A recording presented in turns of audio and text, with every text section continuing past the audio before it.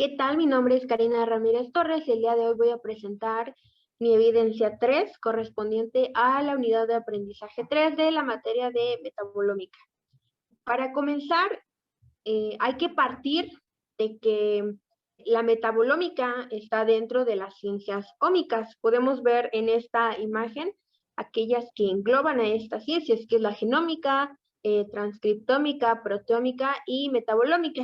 Únicamente nos vamos a referir a esta última. Si vamos a lo que es su definición etimológica, podemos tener metabo, que es metabolismo, metabolito, y ómica, conjunto de. Por lo tanto, podemos decir que la metabolómica es el estudio del conjunto de metabolitos. De manera general, podemos decir que estas moléculas, según su ausencia o su presencia, podrían indicar o un estado de enfermedad o incluso los mismos factores que van a dar una predisposición a estas enfermedades. Por lo mismo, esta ciencia nos va a permitir evaluar aquellas modificaciones que se presenten en el metabolismo, que esto van a dar como resultado lo que será una descripción detallada de lo que es el fenotipo bioquímico. Como mencioné, esta ciencia está dirigida hacia los metabolitos, y estos van a ser la expresión más fidedigna del fenotipo de un individuo. De ahí es que surge esta palabra, que es el metaboloma, y se refiere al conjunto de los metabolitos de un organismo, así como aquellas interacciones que tiene dentro del sistema biológico, o sea, es decir, del organismo. Este metaboloma no va a ser igual en todos los organismos, va a depender de distintos factores. Si nos referimos únicamente a los seres humanos, podemos hablar de lo que sería alimentación, ejercicio, estrés, ciclo menstrual o diurno. Estos factores van a hacer que se produzcan o no ciertos metabolitos y también con lo que se cuenta para producirlos. No es lo mismo una persona que hace ejercicio y gasta la energía, obviamente va a necesitar muchísimo más consumo. Entonces es de acuerdo a las actividades del individuo y pues su ciclo de vida. Por lo tanto, cuando hablamos de un análisis metabolómico, siempre es asociado a lo que es una foto instantánea. Y esto es porque cuando se hace este tipo de análisis, cuando se toma la muestra en dicho momento y cuando se efectúa el análisis, se va a obtener lo que ocurre en ese momento, hasta cuando se tomó.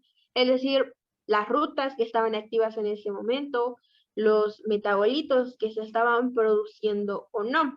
De ahí es que se asocie con esa instantaneidad, porque es justo en el momento y pueden haber cambios que harán que tal vez ese análisis ya no pueda salir igual a la próxima, por lo mismo de estos factores que había mencionado. Por otro lado, tenemos lo que son estrategias metabolómicas.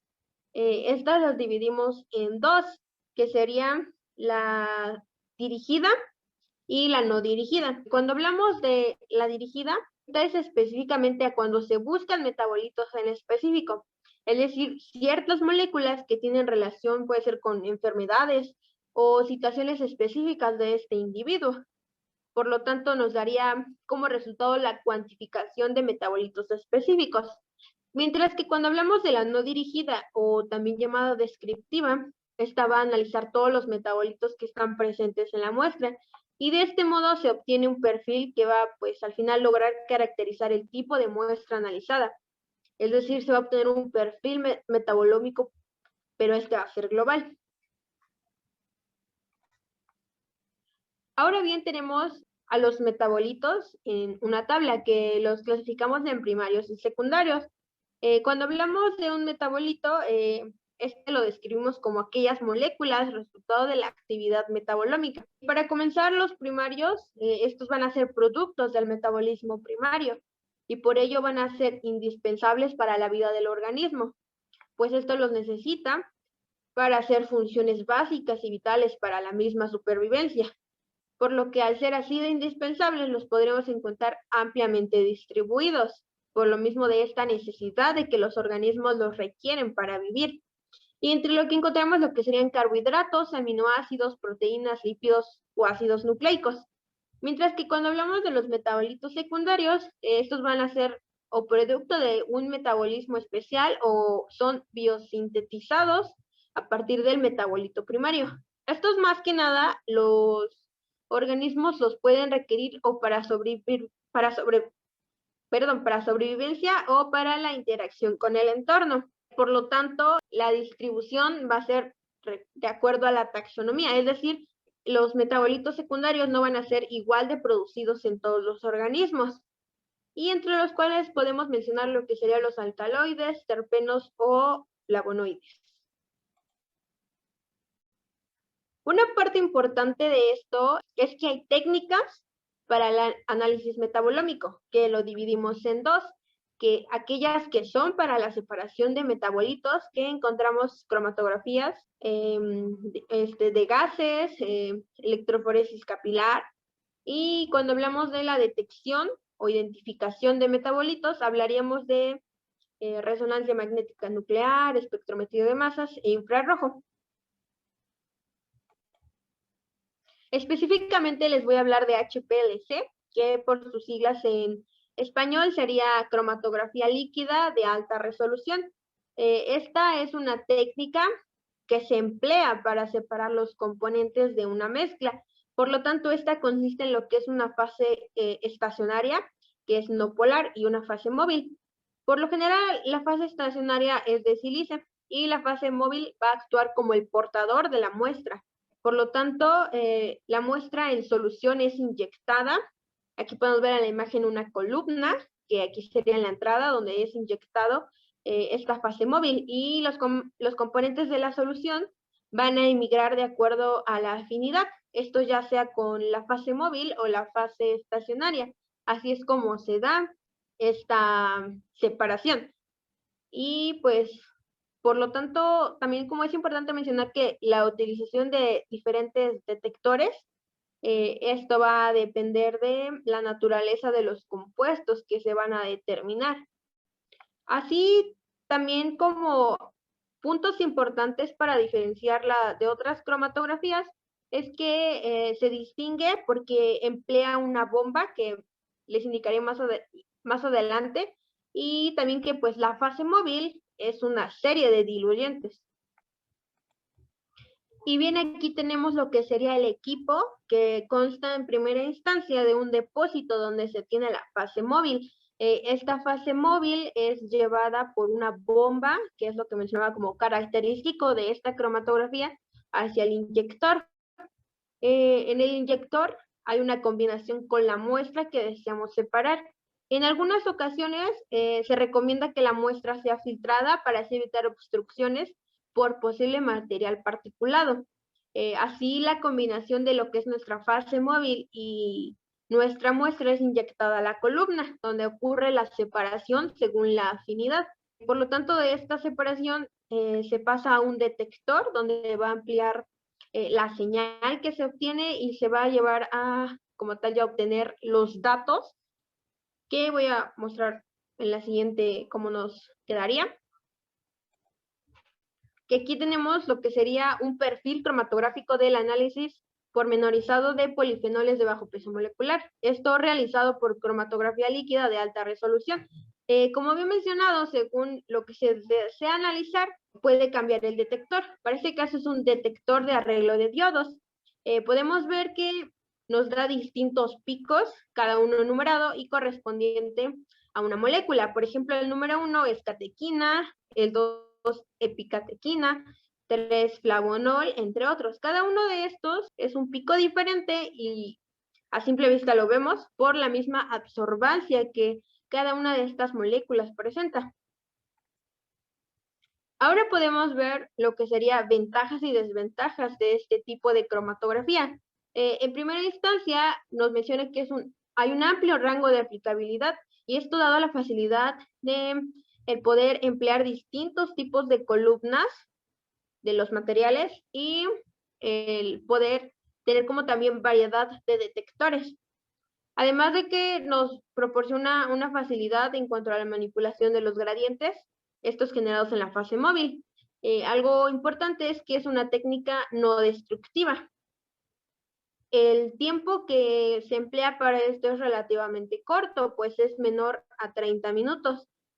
Además de que se puede presentar una alta reproducibilidad, pero esto más enfocado a los análisis cuantitativos. Algo también importante es que no está restringido por la volatilidad o estabilidad térmica de la muestra, como lo es con algunas otras técnicas. Lo que sí es que las desventajas que presenta esto es que es a veces difícil de detectar la coelusión, que esto es como cuando dos compuestos se escapan de la tubería a la vez, lo que puede dar errores en la lectura. Otro punto importante es que existe un alto costo para el equipo que se requiere. El funcionamiento también llega a ser complejo, por lo tanto se requerirá personas expertas o técnicos que estén entrenados para manejar este tipo de equipos. Además de que, dada la alta velocidad, a pesar de ser una ventaja, también puede ser desventaja porque puede hacer que baje la sensibilidad a ciertos compuestos. Ahora tenemos lo que sería una técnica, tenemos para la identificación, que es espectrometría de masas. Esta es una técnica que va a permitir identificar las moléculas de una sustancia y esto es en función a su masa y carga. Hay como dos puntos importantes que mencionar. Lo primero es que se basa en que debe de haber una ionización, que es lo más importante de esta técnica. Esta se puede dar por bombardeo de electrones, moléculas o fotones. También que requiere una muestra purificada. Es decir, si trabajamos espectrometría únicamente, la muestra tiene que ser lo más purificada posible, porque podrían haber errores de lectura. En dado caso de que se quiera emplear una muestra compleja, sería necesario hacer un acoplamiento con alguna otra. Aquí podemos ver lo que sería el equipo en general, que lo que tenemos es un sistema de entrada que muchas veces puede estar junto con la fuente de iones, como podemos ver también en este, que está casi junto al cañón de electrones y la muestra. Pero bueno, cuando hablamos de la fuente de iones, es donde ocurre el bombardeo de electrones, aunque también esto puede ser por energía térmica o eléctrica. Después tenemos lo que es el analizador de masas, que esto lo que va a hacer es separar los iones en función de la masa y la carga, para así pasar al detector. Este detector lo que va a hacer es convertir el haz de iones en una señal eléctrica, para así poder procesarla y detectarlo. Para este caso, el detector que se menciona como el más empleado es el multiplicador de electrones. Luego sí pasamos a lo que es el procesador de la señal y el dispositivo de lectura. Estos ya se llevan a cabo en un ordenador y nos dan como resultado algo así. En este caso podemos ver lo que sería el espectro del N-decano, para el cual podemos ver como algo importante de estos resultados, que es el pico base y el pico ion. Cuando hablamos del base es el componente que hay más abundante y el ion corresponde al peso molecular. Por lo tanto, para el pico ion va a corresponder al 142 que podemos ver aquí, y el pico base es este. Aquí se ve señalado. Podemos ver algunas otras señales y estas se deben a que hay ciertas diferencias, que es de 14 unidades, que son las que podemos ver aquí entre cada separación de pico. Y esto se relaciona a veces con la pérdida de grupos metilo. Después tenemos lo que serían también ventajas y desventajas de este método. Algo de las ventajas es que podemos tener una amplia elección de fuentes de ionización, y esto pues va dirigido según el tipo de muestra y la aplicación a la cual se dirija. Por lo que había mencionado, se pueden emplear distintas, no solamente encasillarse en una. Esta presenta una mayor sensibilidad y está en comparación con los métodos ópticos. Además de que nos muestra espectros notablemente sencillos, podemos ver que es incluso más fácil que el de HPLC de interpretar, y este me permite también detectar isótopos. En cuanto a las desventajas, el costo del equipo también puede ser elevado. En algunos casos, para la muestra se requiere un cierto tratamiento. Esto es más dirigido a cuando la muestra es gas. Eso quiere decir que requerimos una volatilización previa a hacer la inyección. También pueden mostrarse por simples interferencias, y esto relacionado también a la muestra o al método o la forma en la que se efectúa esta técnica. Como había mencionado, no es posible tratar mezclas compuestas. En dado caso de que se quiera emplear alguna compuesta, es necesario hacer un acoplamiento con alguna otra técnica. Ahora tenemos lo que es el análisis multivariado, que esto es dirigido hacia el análisis de datos, que tendríamos dos, que es el univariado y el multivariado. Específicamente el segundo se refiere al estudio de varias variables de modo simultáneo, y lo que se busca es tratar de determinar la relación entre ellos. O sea, con esto nos referimos a que el carácter del multivariante no solamente es tener un gran número de variables, sino en las múltiples combinaciones que puede existir entre todas estas variables. Podemos ver los pasos elementales para un análisis multivariado, que lo primero es la elección de las unidades de estudio, que son, bueno, las unidades de estudio son las entidades a estudiar. Y bueno, este primer paso dependerá del problema que quiere resolver el investigador, por decirlo así, e incluso las estrategias que tiene, así como el enfoque que le quiere dar al problema a resolver. Después tendríamos lo que es la elección de variables. Esto igual va a diferir entre las unidades de estudio, y se va a registrar un valor que es como un dato para cada una de ellas respecto a las unidades de estudio. Después tenemos lo que sería la construcción de la matriz básica de datos. Y esto es que con la información obtenida previamente se construye esta matriz de unidades de estudio por variables, para pasar a lo que es el coeficiente de similitud, que en este caso es un cálculo que a partir de la matriz básica del paso anterior se obtiene un coeficiente que va a ser para cada par posible de las unidades de estudio. Después pasaríamos a la construcción de lo que es una matriz de similitud. Esto es que con los valores que se obtienen en el paso del coeficiente, lo que se va a hacer es construir una nueva matriz que va a ser de similitud de unidades de estudio por unidades de estudio. Esto pasa después a un análisis cuantitativo. Esto quiere decir que a partir de la matriz que se obtiene de similitud se va a poder aplicar un método u otro. Esto pues obviamente va a depender de los pasos previos que se van siguiendo. Después tendríamos lo que sería la identificación de patrones. Estos patrones se basan en la relación que hay entre las unidades de estudio sobre la base de lo que sería la matriz básica de datos. Y por último teníamos lo que son las inferencias acerca de las unidades de estudio. Esto es que se van a formular las generalizaciones acerca de estas unidades de estudio, como podrían ser las identificaciones de grupos de unidades de estudio y la elección de variables discriminatorias. Hay otros puntos importantes a mencionar, que es primero la elección de la unidad de estudio. Esto va a depender según el enfoque, así como el primer paso del análisis que mencionaba previamente, de las estrategias y del objetivo. Básicamente de lo que se quiere estudiar es de lo que se basa para poder elegir esta unidad de estudio. Después tenemos las variables. Las variables son en general características o propiedades que van a diferir a las unidades de estudio.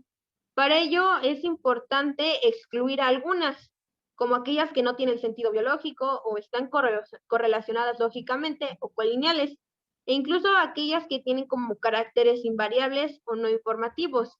Pues al final de cuentas queremos que las variables nos arrojen datos que sean importantes para el estudio o el objetivo que se busca. De ahí es que la elección de variables se va o se relaciona más hacia aquellas que no sean relevantes en el estudio, que nos arrojen información que realmente nos dé la respuesta al objetivo que se busca. Y por último, el número de variables. Esto se busca que sea el máximo posible, pues obviamente dentro de las posibilidades del estudio y de quien lo está realizando y de las herramientas que tiene disponibles. Siempre al inicio es tener el máximo número posible, pues a ese momento todas van a ser importantes y buenas. Y al final de este análisis multivariable es cuando se va a poder discriminar y realmente ver cuáles sí son más importantes. Por último, podemos ver como una pequeña relación entre la bioinformática y la metabolómica. Recordemos que la bioinformática es una subdisciplina de la biología y de las ciencias computacionales, que esta se encarga de adquirir, almacenar, analizar y diseminar la información biológica. Esto en gran parte corresponde a las secuencias de ADN y aminoácidos. Aquí podemos ver un pequeño esquema que se refiere a la huella metabolómica y con los pasos que se tienen que llevar a cabo para este proceso. En esta parte la bioinformática juega un papel importante, pues como se podrán dar cuenta, cuando hay un procesamiento de datos, se suele llevar a cabo junto con la bioinformática e incluso la identificación de metabolitos, pues para ello tenemos lo que son bases de datos, específicamente para los metabolitos. Algunas son como muy generales y las que normalmente son más empleadas están relacionadas a las proteínas, que son las que fueron estudiadas mayormente en bioinformática en materias pasadas. Sin embargo, podemos ver como esta estrecha relación entre la bioinformática, pues se correlacionan al que se complementan, dando como cada uno una parte de ellos para poder generar este tipo de análisis. Por lo tanto, cuando se realiza un análisis metabolómico, va a llegar una parte en la que vamos a requerir la complementación de la información que nos puede dar la bioinformática. De ahí es que hay como relación entre estas distintas disciplinas, por decirlo así. Y ya a modo de conclusión, podemos decir que la metabolómica es una ciencia relativamente nueva, pero muy importante, pues esta nos permite lo que sería el monitorear o identificar enfermedades e incluso ver cómo los tratamientos hacen efecto en estas mismas enfermedades. De ahí es que la importancia de seguir desarrollando esta, pues los metabolitos son muy amplios y muy extensos, por lo que se requiere de muchísima investigación y tiempo para poder conocerlos en amplitud. Y sería todo. Gracias.